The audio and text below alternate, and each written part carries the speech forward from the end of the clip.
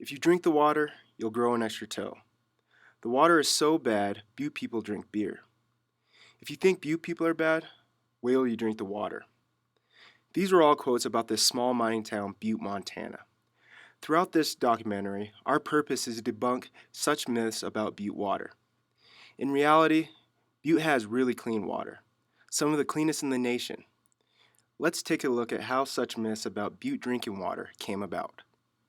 Butte's rich history in mining was in full swing by the 1880s. The Anaconda Company began as a merger of independent mines. It became the largest copper mining company in the world. A century later, the Anaconda Company lost its property in Chile. This caused the company to go bankrupt and risk shutting down. It merged with the Atlantic Richfield Company, also known as ARCO, in 1977. Due to the extensive mining in Butte, the underground aquifer was catastrophically polluted by the 1880s. This led to the search for other water sources to supply Butte with drinking water. Water was then taken from the Big Hole River across the Continental Divide to the south, the Molten Reservoir to the north, and the Basin Creek Reservoir to the south of Butte. A pump station was built at the Big Hole River to send water to Butte through an extensive pipe system, which was recently updated. The Clean Water Act of 1972 started people thinking about the injustices to the Butte water and the environment. Montana filed a lawsuit against ARCO for the damages done to the aquifer, and the state won. Montana created a committee to advise on how the large amount of money won in the lawsuit should be spent. The money was placed in a fund called the Natural Resource Damage Fund, or the NRD. And there's a parallel program under Superfund that allows states to sue a corporation for natural resource damages.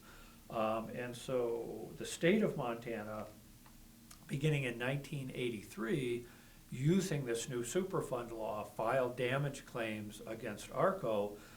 The Natural Resource Damage Program was set up to manage that settlement, to manage that $400+ million. In practical terms, this means that finally Butte Silver Bow Water Company had the money it needed to begin upgrading its facilities, replace leaky pipelines, and build state-of-the-art water filtration and treatment plants. The Clean Water Act of 1972 was a first step that was applied mostly to surface water and pollution in the United States, but then Congress followed up and passed the Safe Drinking Water Act in 1974. And so it was the enforcement of that law finally in the 1980s that contributed both to that citizen class action suit, but also to the Montana Public Service Commission ruling that required the Butte Water Company to upgrade its facilities. The money from the NRD fund was used to build two state-of-the-art water filtration plants, one for the Molten Reservoir and the other for the Big Hole River. Both plants have done an extraordinary job of cleaning the drinking water in Butte. There are a few reasons why the water needs to be filtered carefully. You've probably heard about coliform tests. Coliforms are an indicator of fecal matter. So if coliforms are in the water column, then that indicates that maybe some other things might be in the water too that are fecally transmitted. So that's why they look for coliforms. One of the other threats, cyanobacteria or blue-green algae. And blue-green algae produce neurotoxins, so it's important that they don't get up to high levels.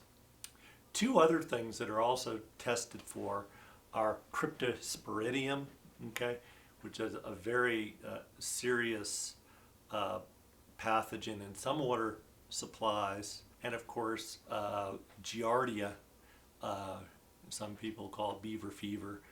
It's an intestinal parasite protozoan. The approach you take in the water business, you have a multiple barrier approach. You've got the natural environment that literally has tens of billions of pathogens that are in the air and in the water. In this case, we're concerned about the water. They begin with where you put your surface water intakes if you have a surface water source. Once you get into your filter plant, the next barrier is the physical removal process. If you look at the waters of the Big Hole River, If you grabbed a glass of that water, it has kind of a brownish color to it. The first thing you do in a treatment plant is you add chemicals to coagulate that color. Water plants operate for the most part by gravity. You settle out the solids. So you add chemicals like alum that will change the electrical characteristics of those particles. And then you agitate the water. You have paddles that slowly stir the water. And so then you induce those particles to collide with each other, and then you often will add a polymer so that when those collisions occur, the particles stick together. So in that process, you take these very tiny particles that won't settle, and you create what's called a flock. You make them bigger, and then by gravity they can settle out. And so then you after the sedimentation process, typically you go through a rapid sand mixed media filter like they have here at the Big Hole treatment plant, where you've got 3 or 4 feet of filter media, sand. The water's flowing down through some sand. In a filter plant, these pathogens are extremely small, and the pore spaces in a filter are actually far larger than the pathogen you're trying to trap. And so it's a process of adsorption in a filter. And the idea is you force those particles to make their tortuous way down through that filter. And in that process, at some point on that trip, they will touch a grain of sand. As they flow through the pore space, they'll touch a grain of sand. And because you've conditioned them with alum typically or some other coagulant and polymer, they'll stick to that grain of sand. And so it's that real delicate adsorption process that holds those pathogens in the filter.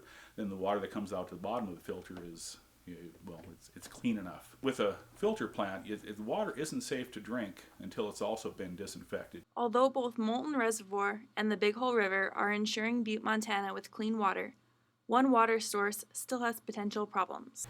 But Basin Creek becomes a little more critical, at least it did back in the days when I was manager of the system, because it's an unfiltered water supply. And so you want to keep beaver and other pathogen-bearing animals out of the water, because there's no filter plant to provide a barrier between those pathogens and the population that's drinking the water. There's now an opportunity to use some of that remaining natural resource damage money to build a filtration and treatment plant for the Basin Creek Reservoir. It's really important, I can't emphasize this enough, that Butte Silverbow government act in a timely way to get that NRD money now to build that Basin Creek plant. If Butte misses out on receiving an allocation of money to build that Basin Creek plant, then that cost will have to be borne by the taxpayers and the water users of the city. Butte has come very far in supplying clean drinking water.